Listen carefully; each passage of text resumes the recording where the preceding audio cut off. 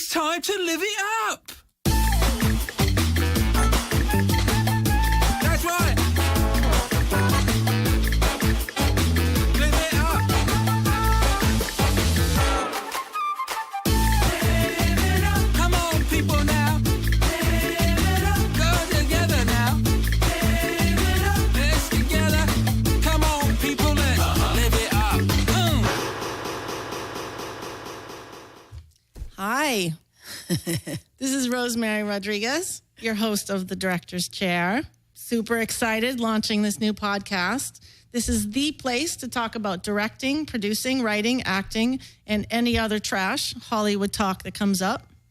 There's no restrictions. There's no politics. Just honest talk about what it's really like to be a part of the film and television industry. Our focus will always be about collaboration, when it works and when it doesn't. That's really what I want to do this about collaborating with people. So every show is going to feature different guests along with current of the moment topics. And tonight my guest co-host is Tanya McKiernan. Hello. How you doing, Tanya? I'm great. I'm excited to be here. I'm so happy you're here. And Tanya is a TV director of shows like Criminal Minds, Blue Bloods, Grimm, and Devious Maids.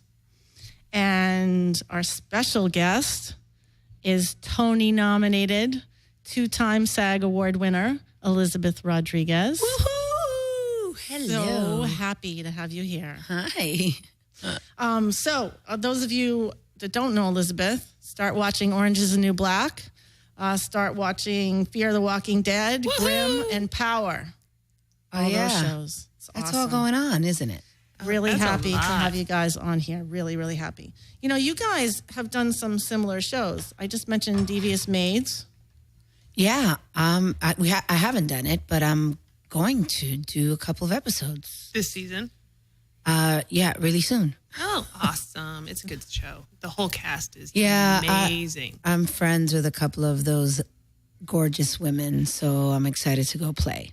That'll be cool. But you also have in common Grimm Grimm. and ER. Yeah. Oh, But yeah. you've never worked together, you Never. two, right? We've never worked together, no. Okay. And I'm a Fear of the Walking Dead fan, so I'm like a fanatic Walking Dead, Fear of the Walking Dead. Are you? Yeah. It was pretty awesome. Yeah. Was it? Was it great?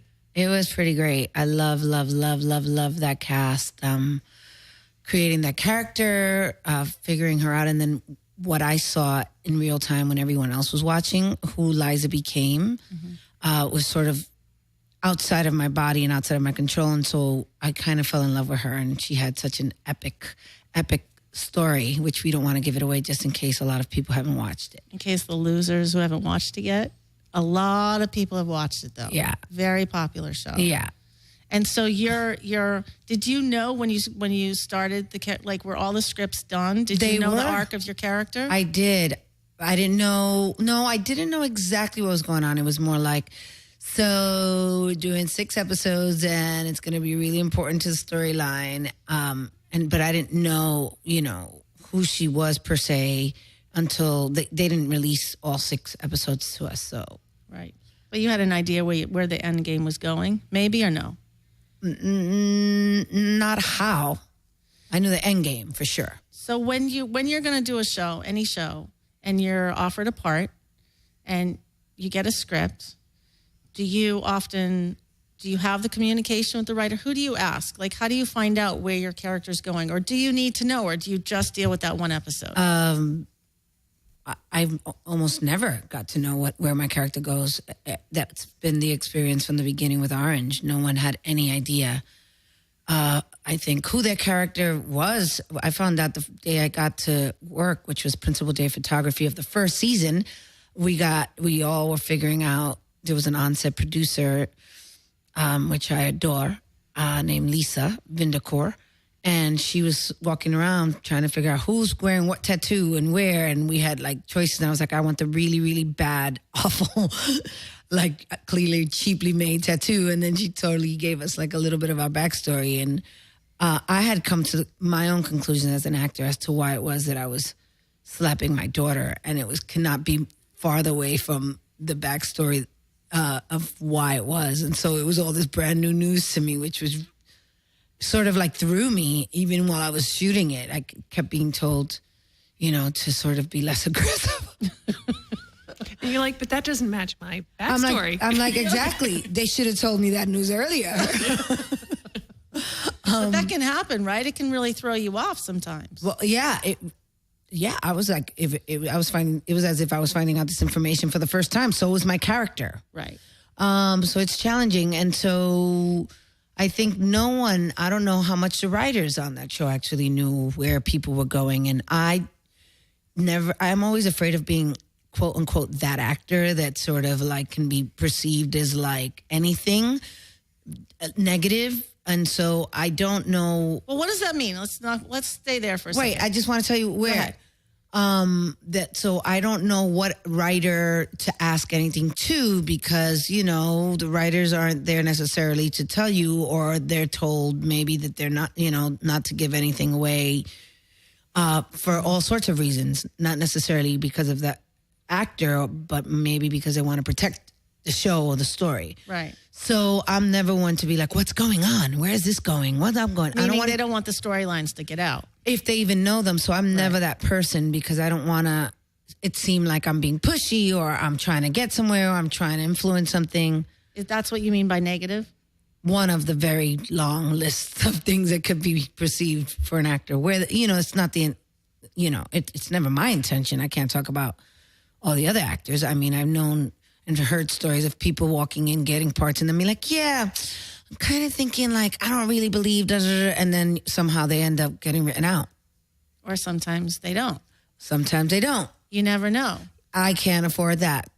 So, I mean, so what we're talking about is the politics of being on set or being on the show. For me, there's politics on set. I mean, I don't know. I'm sure that some of the actors must have relationships with the writers and find out, information along the way. But at the very beginning, particularly that first season, there was no way I was going to do that. So I've never been on something that wasn't forthcoming from a showrunner, or producer, or writer to me that I sort of ever tried to, try to get out of them by. I understand. Yeah. And Tanya, have you ever been on set too? Like, this just happened to me on The Good Wife, where I had a scene with a couple actors, and I had information from the executive producer about their characters that they didn't have. And so when I gave it to them, but then they were like, just to get any information was like, oh my God, like it kind of rocked them a little bit. Well, I think it's hard. I mean, it's funny that we're talking about this, because today at work I was telling a story about when I was on NYPD Blue, and I had done an episode where Jimmy Smits had come back from the dead, and Stephen Bochco didn't want anybody to know about it. So it wasn't in the script. You couldn't even tell the actors. So you would sit there and I'd have two scripts. I'd have the one that was the real script, and then I'd have the lie script that everybody else got, and so you're like, okay, and then people would forget that knew, and then they'd start speaking, and I'm like, God. No. Shh. Because nobody was supposed to know that he was coming until he came that day. Right. Yeah. Right. And so then that puts everybody else, because then you have to manufacture stories because you've been told, because like, let's say I have to get a performance from her, and maybe she's in the scene the day that he shows up, but I can't say you're going to be in the scene with him until the day, because that's the directive that you've been given, right. and not that happened on that show, but so it becomes very hard. So I would think that would be hard for the actors, because their preparation comes from knowing everything. Just like as a director, if you're on a show and let's say there's a character that has an arc, you need to know what that arc is, so that when you're directing that particular show, you can help that actor, go through whatever, or at least know, so that when they sit there and they go, well, my father died in the other episode, you're not going, oh, really? Did they? So it's very hard when you get put in those positions, but there's reasons for it. It's like, you don't want to have people knowing, because then it would have gotten out, because Jimmy Smits was such a huge character for that show, so they didn't want anybody to know about it. I find that it's a huge burden to hold. I mean, with fear, knowing, it was weird because you didn't know who knew. You kind of thought, okay, the department heads must, or they'll know soon enough, but you don't know if they know that I know, because most of the time the actor doesn't know, almost always. And so then there's the other actors that you're working with that you start talking about season 2 and certain things, and I don't you end up feeling a little sort of like false, and it was hard. It was really hard for me to know that. But at the same time, like with Orange, we just basically play the scene, or that episode, the scenes in that episode, and that you can be truthful to that. And for the most part, it does end up working, because it has in that show. Mm-hmm. Well, don't you find that if somebody at least knows on the set, knows what the whole thing is, that's helpful? Like, even if they can't tell you, well, your character goes here. Well, I'm always trying to get the information. As soon as I get the script, I'll have certain questions. And I'm always trying to get the information as if I'm the actor, and I need to know, because I'm the director too. And so I need to know these things. And I'm always trying to anticipate if the actors are going to have any questions about anything. I'm trying to like anticipate what those questions are so that I know, but also to tell the story that I'm trying to tell, so that once I get on set, and sometimes, it can be a little annoying maybe to have so many questions, but, you want to sort of serve the story, and I don't want to get caught out there once I'm on set. You know what I mean? And I want to be the person that the actor comes to when I'm on set that can give them that information. I don't want to have to go somewhere else for it. You know what I mean? I feel like it kind of messes up the trust in our relationship. And I feel like I'm primarily there for the actors. Right. I mean, I think that's tricky too when you talk about episodic, because if you're like, you're a director on The Good Wife and you go back multiple times, so you have built that trust and they know you know what you're talking about. If you're new to a show or you just try the show, then everybody's sort of looking at you like, you don't know anything, and so it's almost that much more important to be informed, because if you're not informed, like I always make sure that I at least know the whole season of that season, or the whole season of the season before, so that when I'm talking to an actor, I know where that character went, even if it has nothing to do with the story that I'm telling. Right, exactly. It's true. I mean, it's so hard on you guys, on you actors. I think it's very difficult, but I think if you just break it down and do the best scene possible, the best episode, for the moment, that's lots of times all you can do, right? Yeah, that's pretty much how all 4 seasons of Orange have gone for the most part. Yeah, and it works. Clearly, it works. It's a great show. Yeah, they've been guest stars that have walked in and been completely thrown by not having any, idea of backstory or future story. And I'm like, oh yeah, no, that's how it works here.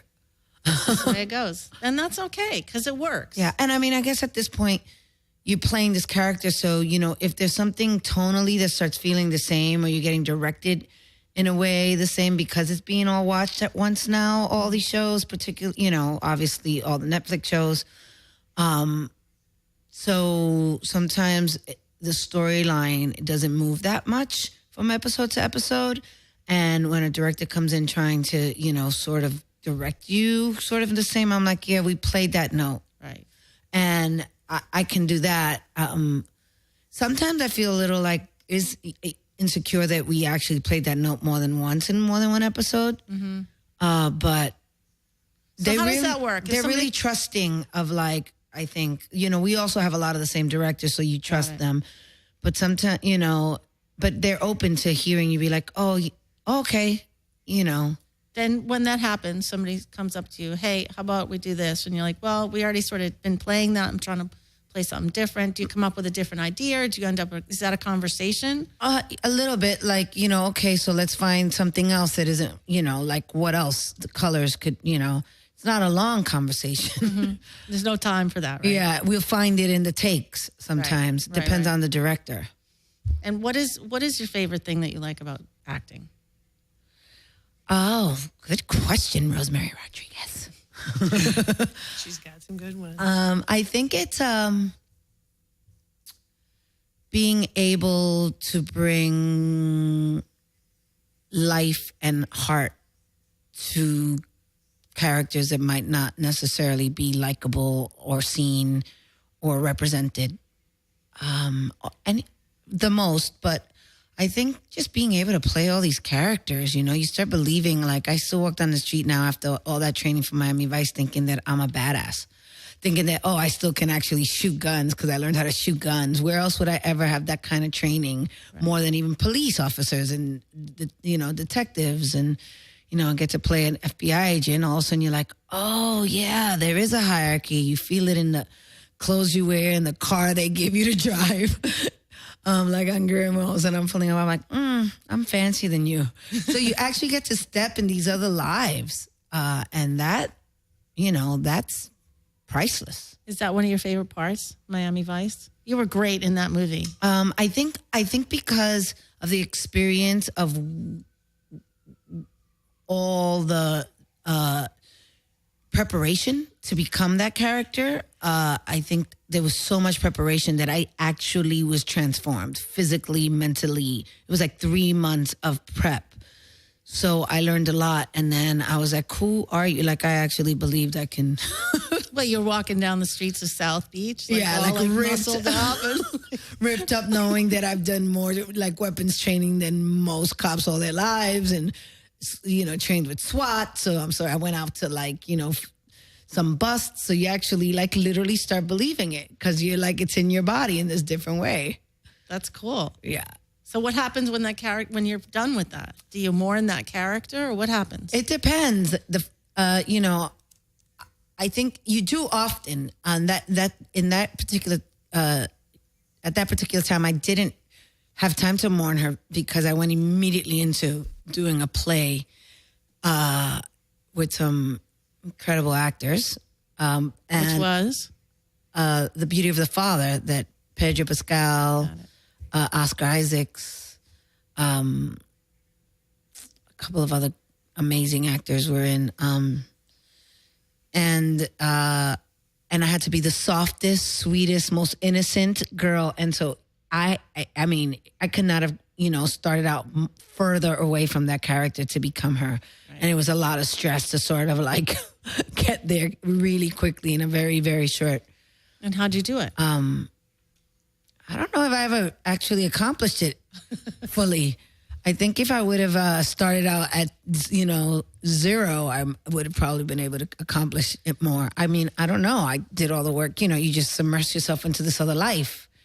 And you hope that, And you had great actors around you. I did.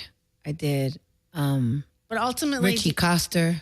Yeah. You saw that play? I did, yeah. That's the first time I saw Oscar Isaac in anything. Yeah. It was, amazing. Yeah, I'm so happy for him. I know, he's really doing well. He's doing great. Yeah, you kind of like me, but not.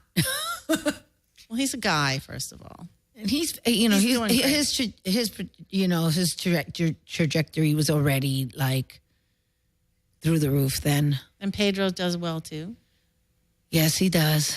They do really well. Priscilla Lopez was in it. If no one knows who she is, she was the original cast of the original Chorus Line. She helped create. That was her story. Look it up. Google it. And so Priscilla Lopez. Maybe she's listening right now. Yeah.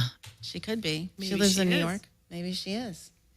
And so, and does that happen also? That happens to me, Tanya. Does that happen to you too? Where you go from certain shows, you do 1 or 2 episodes of a certain type of show that's really dark, and then all of a sudden you're in a comedy, and then you're sort of oh yeah, you kind of forget, and you're like, oh shit, I get to do this now instead. You kind of feel freer of changing it up. Well, for me, it's when I go from show to show to show, I really will not prep for a show that I'm going into from a show that I'm currently directing, because there's a visual style and I don't want to get messed up in the visual style. So it's I like to complete the job that I'm doing and then kind of immerse myself in the episodes of the show that I'm going into. Because then I start to, I have a distinctive directing style, but you fit in with the style of whatever show that you're doing. And so it's I need to sort of live that probably a lot like you do as having a character, just to be able to tell the best story in the way that show tells their story. Mm-hmm. It depends. When I went back to Orange this last season, I was so fully immersed in Liza from fear that when I first showed up on the set of Orange, I was sort of out of body. I was working one day and I was just sort of out of body. And then I was able to finish Fear. So she was so fully alive because I just spent so many months. I was able to finish Fear. And then when I went back to Orange, it felt more real. And, you know, and that character already lives inside of me. I do, though, enjoy jumping out and sort of like going and doing, 3 episodes of Grimm back to back and playing the FBI agent. It's really great because I've played a lot of cops, so, that's already my wheelhouse. So, like, from going, sometimes just a breath of fresh air to be able to play characters that are opposites at the same time in terms of, like, so no one, pigeonholes you, though. Most people, regardless of how long I've been doing this, will know me for Orange, which I love Aleda. I protect Aleda. I think she, is a result of her environment, and she's so easily judged, and I get that, but like. I love that, like in season 3, there was a bit of, I was able to do a little, there was a flashback where you got to see her young and what she actually wanted for her daughter. And, you get to see more of her heart, or more of, of who she was. And I think that's this incredible thing about Orange that, these characters that we all can't help but judge or find things out about, you find out what it is that they did, and they become so human, so complex, like we all are. Well, I think it's really interesting that you have your daughter with you there too. I think that's really it gives you opportunities to do show other sides of her relationship and relationships within outside of it before. It complicates. I think we have a caller right now. Well, our first caller. Who is that? Hello? They hung up. Did they hang up? They got scared. Man. They got nervous. Oh, well. Hello? Hello? Oh, good. You guys can hear me. We can hear you. Who's this? Hi, it's Vivian. Hi, Mama. Hi, Vivian. Vivian! What? That's amazing. Hi, lady. Oh, my God, that's hilarious. This is one of my closest friends on the planet, Vivian, calling from upstate New York. Wow, I nice. love She's her up late. dearly. Yeah, she's Good. up late. What's going on? You have a question? I have a question. So we are so proud of both you Rodriguez women. And my question to you is, what are you doing next, my darling? What am I doing next? We can't wait to see you either in the theater or on TV or on the big screen. What are you doing? Oh, Can you say? Yeah. Can you hint? I am. I'm about to go do 2 episodes of Devious Maids. Woo!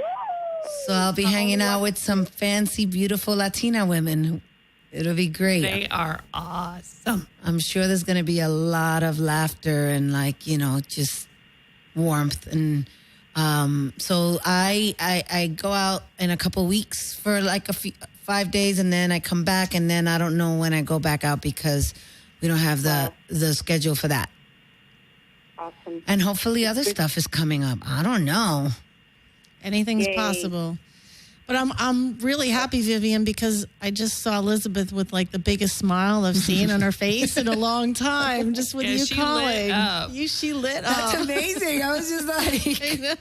I was like, Also, didn't tell anyone that we're related yet. We didn't even say that I part. know. That Yes. Elizabeth is my sister-in-law. How lucky am I? I'm lucky. I'm so proud of you, Rosemary. You're amazing. Don't start. No, Don't go cry. Go there now. It's Yeah, okay. you can't make the host cry. No, That's not never, good. never. Vivian, it's so cool that you called. Thank you so much for your support. We're really happy to hear from you. Very, very welcome, and continued success throughout 2016 and the rest of your careers. Thank you. I love you. I'll speak to you soon. All right, baby. Hey, Mwah. I'm not finished. We're not done with you yet. Oh, Who's that? that's Nelson, her husband. Me, Nelson. Do you have a question too? I do, sweetheart. Oh, Sweetheart. First, I want to congratulate you and tell you so you can hear my voice and not just by text on the SAG Award for Orange. Thank you. Fantastic for all of you. And, every time that we see you on the screen, on TV or in person, we get so excited. I get excited. And you look so, so beautiful. Thank you. Oh, my gosh. You look beautiful. It takes a village. Let me get to my question. As an actor, and not only as an actor, as a Latina actor, what is your dream role if you do have one? That was my next question. I swear to God, I'm not making it up. That was awesome, Nelson. Well, my dream role would be to be the lead. I dare myself to even dream it, but now I've been dreaming it recently. It would be to be a lead on a show, and maybe it be a comedy. Oh, wow. You're great. I think if it was, I think I would like to do a sitcom. I mean, in front of a live audience, which is something you get from theater, but it's a whole different animal when it's a sitcom. There's different timing, and like to be a lead in something like that, like ahead of a family, and be able to, like just be clowny all the time. I think that'd be perfect for you. That'd be perfect for you. Remember that play you did with Paul? You did this play. What's the name of that play? It was like a reservation for two. A reservation for two, where you just go in. Ago. Oh my God. And things just hijinks. Oh my God, it was hilarious. I want hijinks. It was almost slapstick. That thing was so crazy. I mean, and you were perfect. And I always felt like nobody gets to see that side of you because you get typecast or whatever. Well, they're writing. Parts. I think oftentimes it's because things don't get written. You get a character, she doesn't get fully developed, so you see pieces. I mean, you get to see a little bit of that in a later sometimes with the way I deliver lines that are outrageous and I commit to them, but I think to be able to then sort of also be like physical and big opposed to having to shut it down. I always talk about like when I go to auditions. For years, I used to walk into auditions being myself. Oh, hello. And like, there's a part of being an actor that you want to be liked, even if you don't get the part. You just go in, you want to be liked. Directors too. Yeah. And so I would go in and I would be like, me.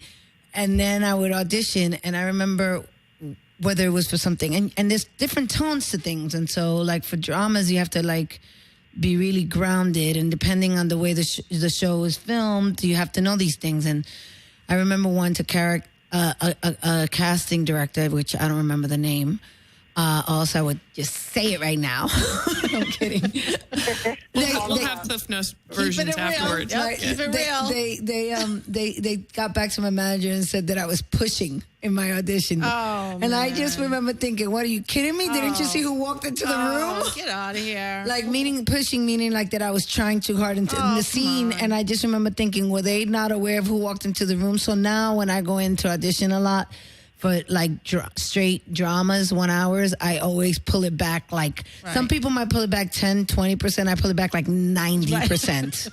Oh, but see, we have another caller on the line. Another caller. I love you guys. Bye. Thank you. Well, the one thing I wanted to say is I love when actors come in casting and they just go for it because that's when you really see. I mean, you can always ask somebody to pull it back. The hardest part is when they don't. Right. When they don't, go out there and show you something. And it's usually the people that do the stuff that's really interesting or not right on point that end up getting the job a lot of the times because you can just see what they're doing, or they bring such life, or they do things that that you've never seen before, and then you're like, oh my God, I want to watch that. Or you want to just hang out with that person. Yeah, totally. Also, you're in casting, you're seeing like a million people, of course. And then you're just like, somebody comes in that's full of life. It's like a breath of fresh air.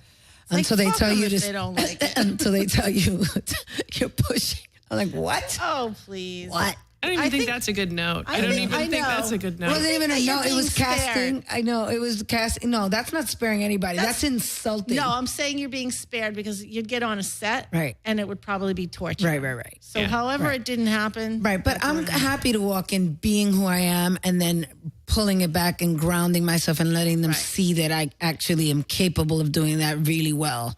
Because everyone should know what you're capable of by now, by the way. Yeah. Do we have another caller?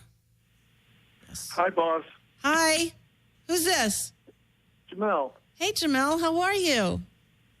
All right. Just checking out your podcast since I saw it earlier. How are you guys doing? And congratulations on Jessica Jones.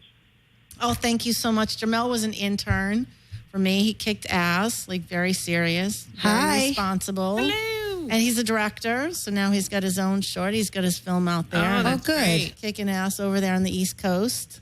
Another East Coast person. Yeah, Philadelphia. Yeah, it's awesome. Yeah, no, everything's good. Everything's good. We're really happy to be like together and doing this and trying to get, directing talk out in the world. Good. I got a question for you guys. Sure. How do you adjust your directing styles in regards to in regards to different actors, how they approach their stuff? Because when I did my first short that you saw, I went through it line by line with the actors. But on my thesis film, I went through it more, sat down, talked with them with different ideas and different idea of like how to approach the character's arc and stuff. So I don't feel like I found quite the niche, like my style yet. Mm-hmm. So how did you find yours? How'd you find yours, Tanya? Well, actually, Roxanne Dawson, who's an awesome actress and awesome director. Again, on NYPD Blue, I had an episode where I had a schizophrenic kid that was beating up his father, and nobody knew why. And I had a scene where, it was early in my directing career, and I had a scene where he was supposed to break down talking to a therapist. And it freaked me out. I was like, what am I going to do? So I called Roxanne, and Roxanne told me to read this book called Acting for Directors by Judith Weston, which I would recommend getting. And it really talks about how to speak to an actor and like things that actors hear. Like you don't, and you can jump in if I'm saying something wrong, but you don't say to an actor, pace it up. Because that doesn't. I have. Well, don't say it anymore.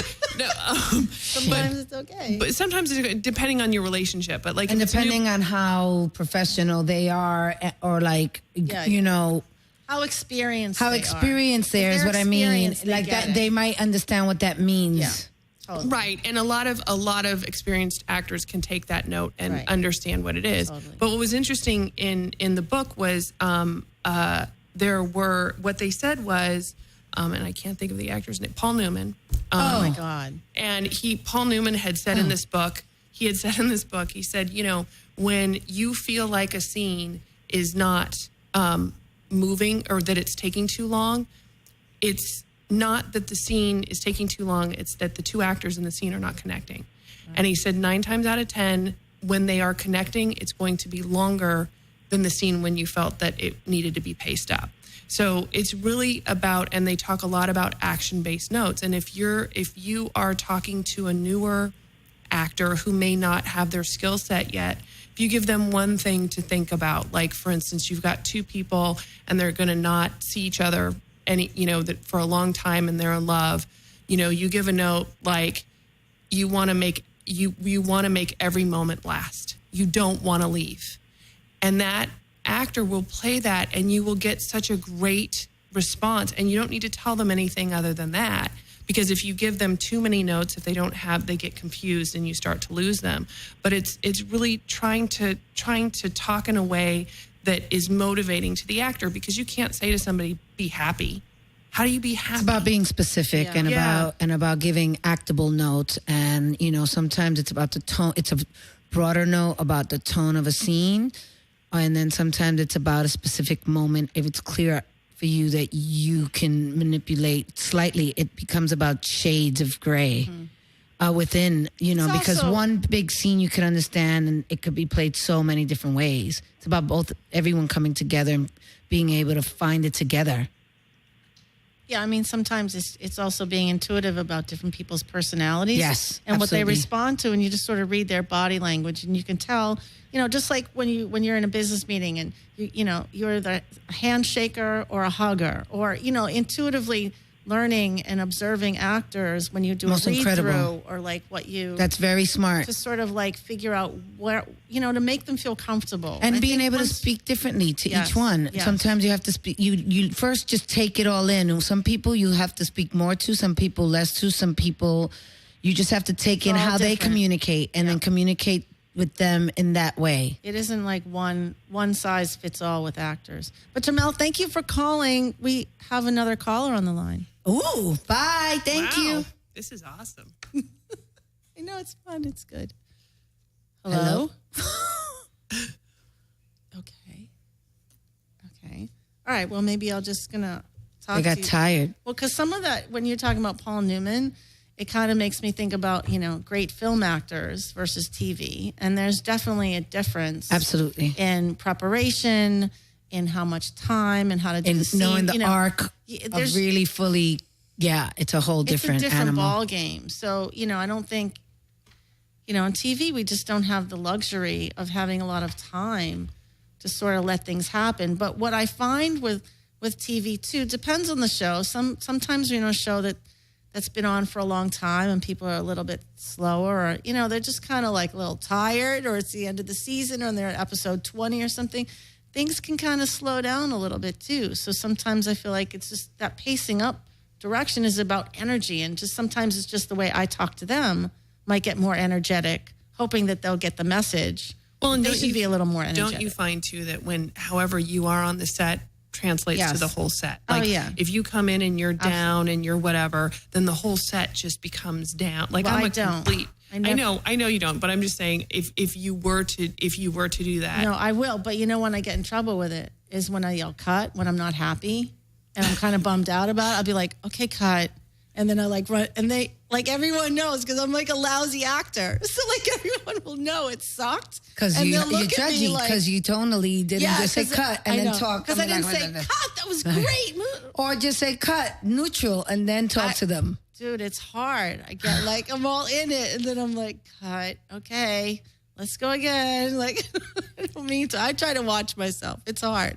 Oh, it is. It's like, I think for especially an episodic director, it's like you're only in there for 7 to 8 days. Yeah. So it's like you need to be able to come in, especially if it's a new show for you. You've got to win everybody over in a matter of seconds. Yeah. And you have to keep it up. And you're right. When you get to the end of a season on a show, people are tired. Yeah. They've been overworked. So it's like I always go on and I'm just a super goof. Like, I go in there and make jokes and do this and that, and you can just feel the energy of the entire set. And I always believe that if you have a happy set and happy actors, and everybody's happy, you're going to have a better episode, no matter. Totally agree. And people are always surprised, whoa, why did they have so many directors? Why don't they just have one? I really think that's a big reason, because we bring different energy, because otherwise, it's always like a dysfunctional family, whether it's a new show, which is, I always equate to an animal that was just born and doesn't know how to walk. It doesn't even know what way its legs are going to go, or it's been on for, 10 years. Mm-hmm. It's either way, we're the one that comes and goes. Well, and don't you have the experience too? If you go onto a show that's been on for 5, 6, 7 years, and it's your first time on the show, and it's you're such a different energy because they've had the same people coming through there and not really having a lot of new people come in. And then it's everybody gets all excited because they're you're trying something new that nobody, because everybody gets stuck in the rules, or, we don't come in that door. They only get excited if you're good.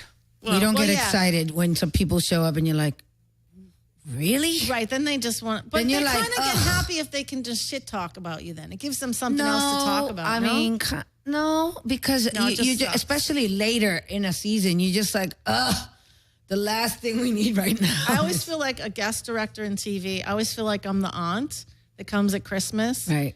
You gotta get in and out. You gotta bring really good shit with you. and you got to go, and like everybody's going to be missing you and happy that you were there. Exactly. You know? But if you show up and you don't bring good shit, and you stay too long, or you get everybody sick, or something happens, you're like screwed. Well, you're the worst totally thing you can do if you're a new director on a show, or even if you're the recurring director on the show, is if on your very first day of shooting, you walk in, and if you don't have a plan and say, okay, we're going to do this, we're going to do that. But if you sit there and go, I wonder where I'm going to put the camera. Oh, no, that's not good. Hey, we have another caller. You can see the whole crew and cast just go, that's a nightmare. Hello? Hello? They butt dialed you. Oh, I could hear something for a second. I know. Yeah, that's like a nightmare. What you're talking about is a nightmare. So what would be the best experience you've had collaborating on, whether it's theater, film, or television? Oh, wow. With a writer or a director, or both. We have 2 more calls. All right. I don't know. I think it's been different. I don't know if there's been a best.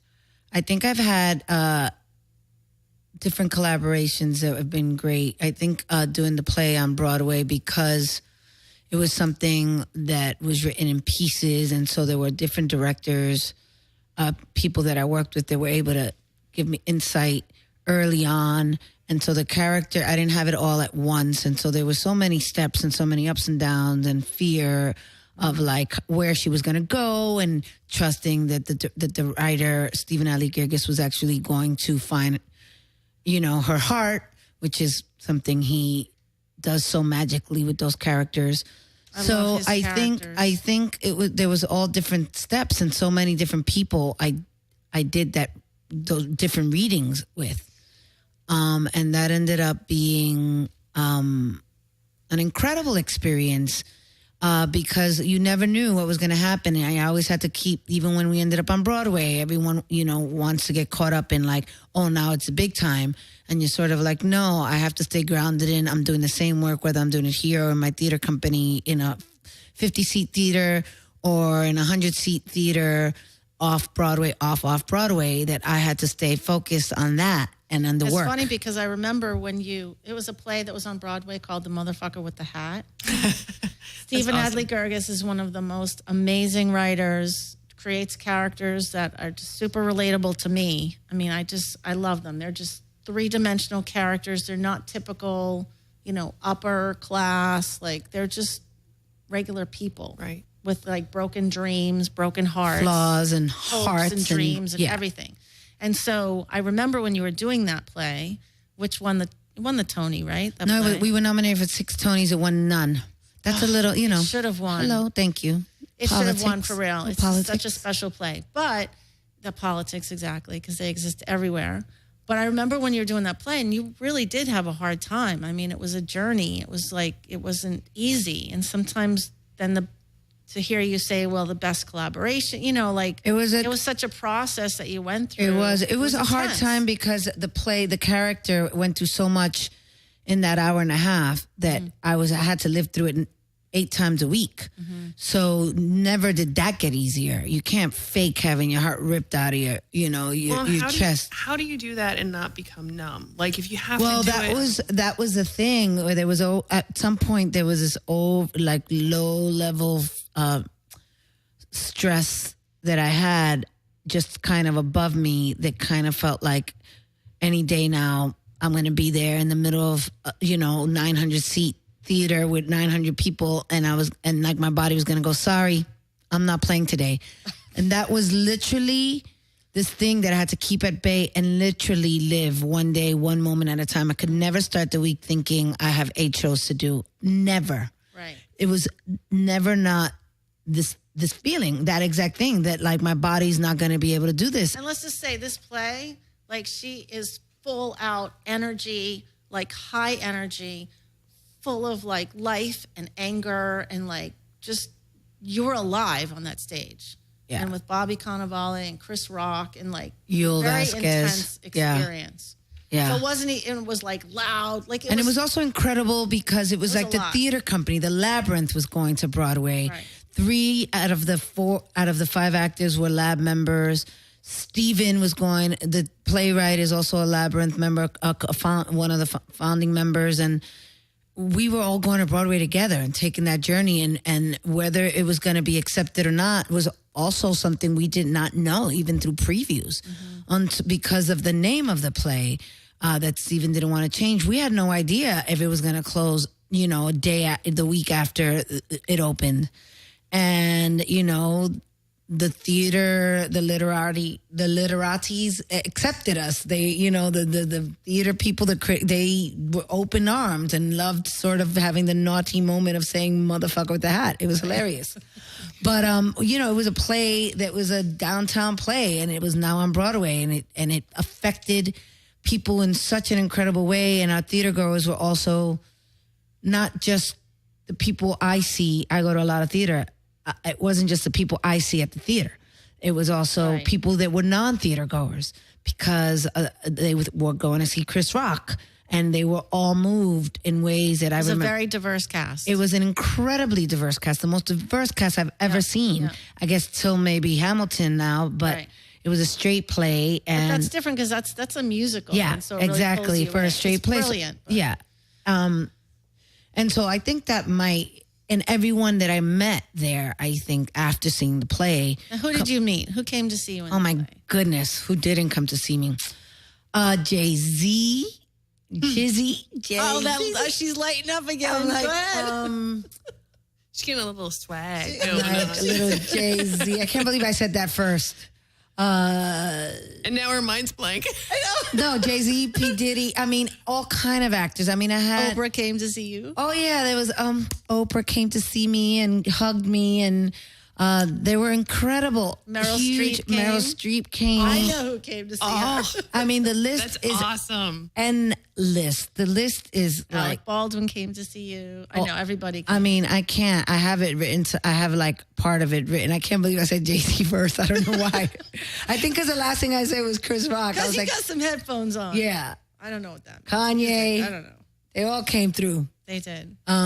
Incredible, iconic actors that you know that I just live for, and then they were being moved. By the time they saw me, they had just experienced this thing, so it was just crazy. Patti LuPone. Yeah. And so going Frances McDormand. Going back to directing, what is the dumbest thing that a director has said to you? The dumbest thing a director has said to me. Pace it up. Yeah. Sorry. Is actually gotten up and. She could handle that though. Yeah. She could handle that. I was directed at you. But I would never tell her that because I'd be like, easy does it. She'd be like, Rosemary, we'll talk later. There wasn't one thing. A director that was there's an actor first, likes to sort of direct by not using words, by actually acting it out. Oh.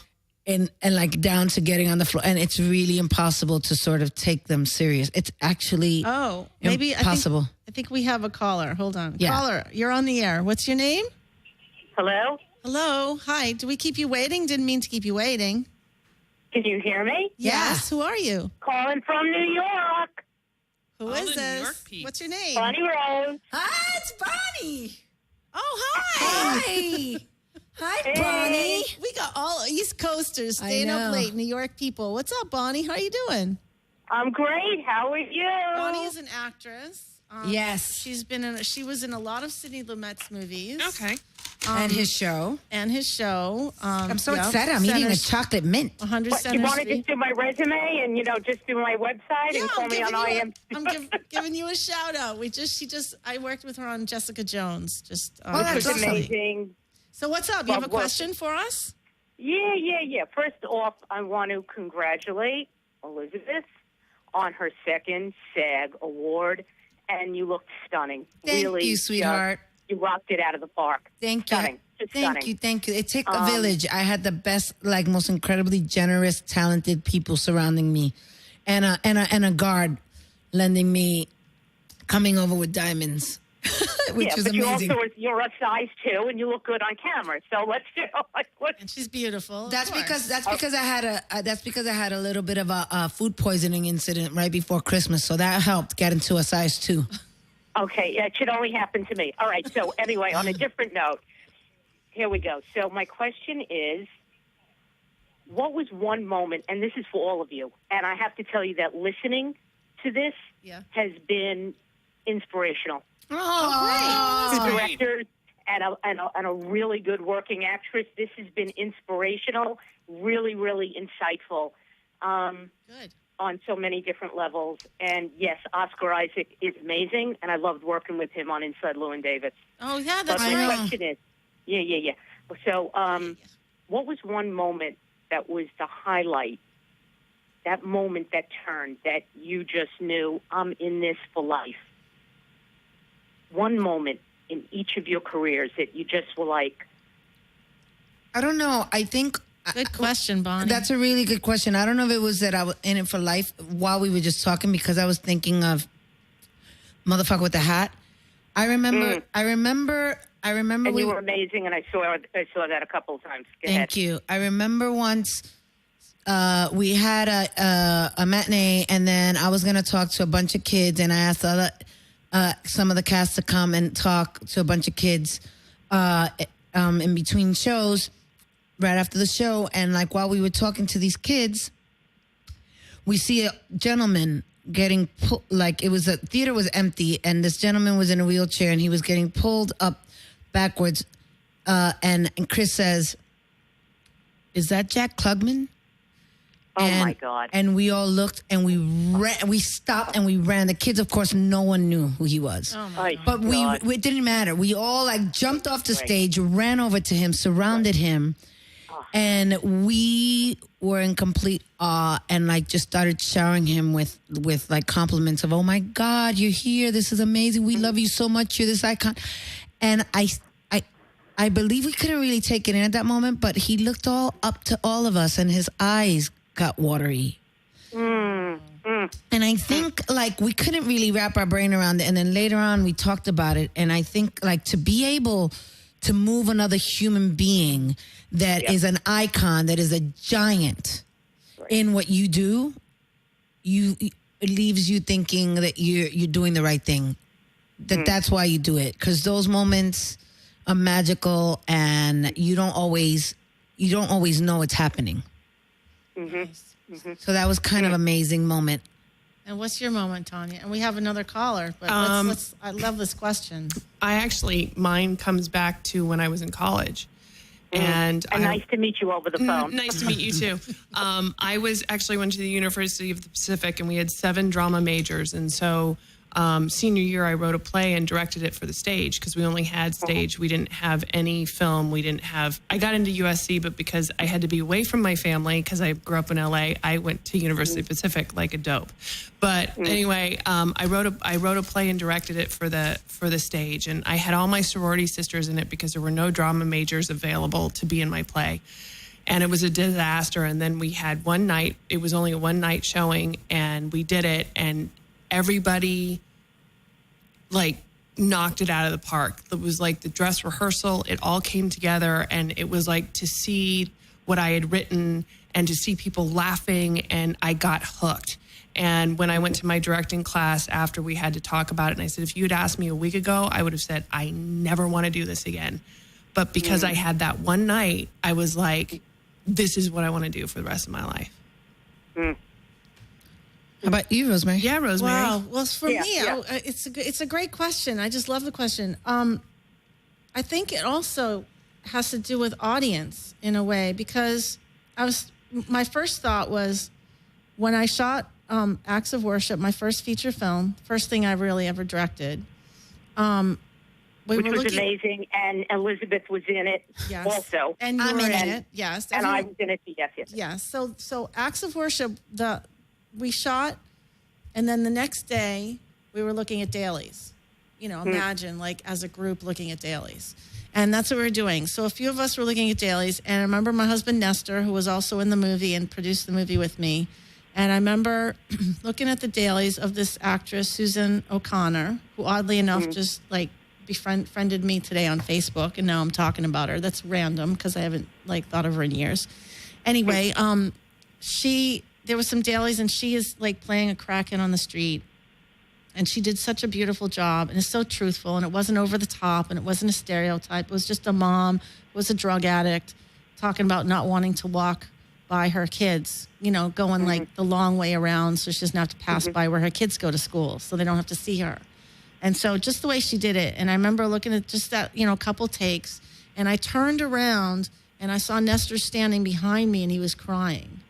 And I think that was like the first audience that I ever had, was like him and his response. It was just rough footage. It was dailies. And I was like, I was so moved by that. I'm like, that's it. And then, of course, being at Sundance, and then all of us sitting in the back row of the theater sobbing, like we had crew, the DP, actors, like we were all there, because I never got to see it on the big screen before. And then watching the movie, and my niece was there, and we just, the whole back row was a mess. We just sat there crying through the movie. It was like, right, that's an audience. That's what makes you, that's what makes me feel like I'm being in the right able place. to touch someone. Yeah, that's what it is. It crosses all boundaries, like race, religion, and politics. Great question, Bonnie. You're giving us a big dose of gratitude up here. Really appreciate it. Thanks for the inspiration. Thank you. Mwah.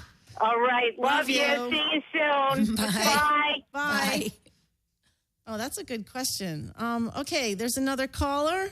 Caller, you're on the air. Okay, I think it dropped. Oh, well, hopefully they'll call back.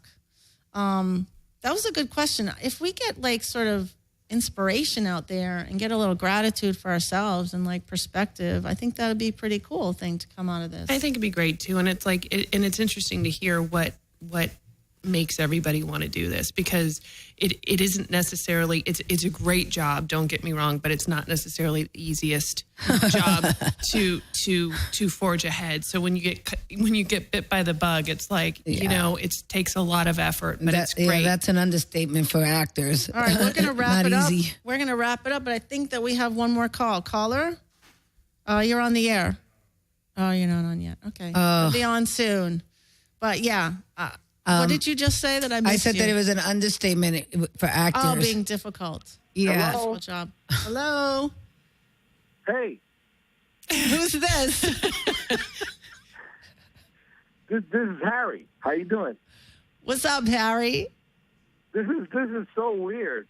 I was just browsing through the internet, and I came upon this director's chair thing, and I've been trying to call for the last 30 minutes, and I just keep getting disconnected or something. It's weird. How you doing? Sorry about that, Harry. You sound pretty familiar, though. What's up? You have a question? Well, Harry's a pretty common name. Well, first of all, I just want to say that the show is amazing. I'm definitely loving it. You guys were talking earlier about actors and things directors tell actors, and I just couldn't help but think to ask, what's the craziest thing that you've heard, and this is for Elizabeth, that a director or a casting director or a producer has told you in an audition? And also the same question to the directors. I mean, you guys have been in casting sessions. So what's the craziest thing that you've seen someone tell an actor during an audition?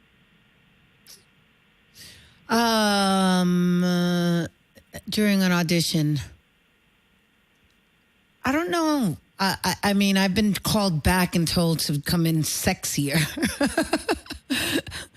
Which then you're just like, oh. They said what? Like I come got back sexier? They didn't tell me in the room, but then I had to call back, and I had to come back with like a shorter dress and like a fluffier hair, and then you get sort of in your head. Because now you're sort of trying to play something else. I had one that was actually, it wasn't something that, it was an episode that I directed, but it wasn't something that I wanted. We had an actor come in and he was sort of an effeminate gangster, and he was really funny. The show was a comedy, and he knocked it out of the park. And then he was made to be brought back in because some people politic-wise wanted to see whether he could do it more straight.